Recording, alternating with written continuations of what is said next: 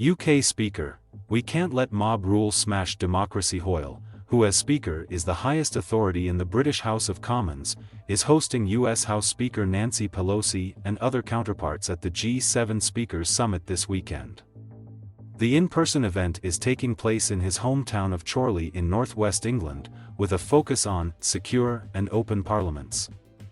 Addressing the January 6 insurrection at the US Capitol, Hoyle said, "That was mob rule taking over, trying to smash democracy. These people don't believe in our values, they don't believe in democracy.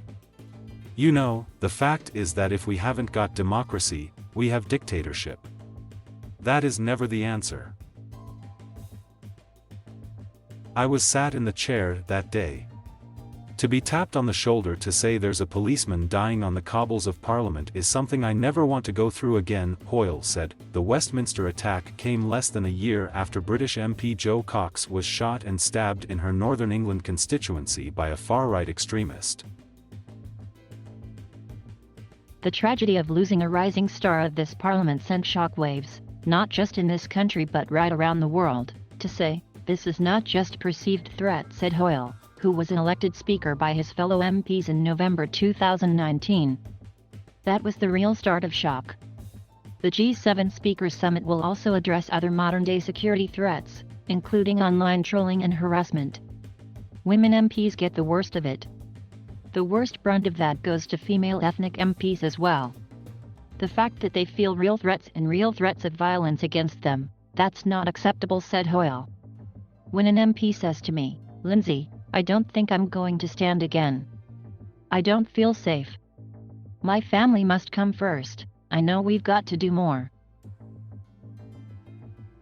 A petition calling for lying to be made a criminal offense in the House of Commons has garnered more than 130,000 signatures and may be debated by lawmakers.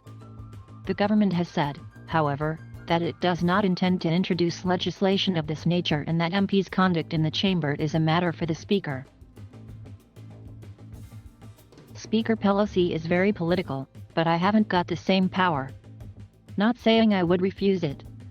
In fact, it's very tempting to be able to give me that political power as well. But what I'd promised was to be impartial.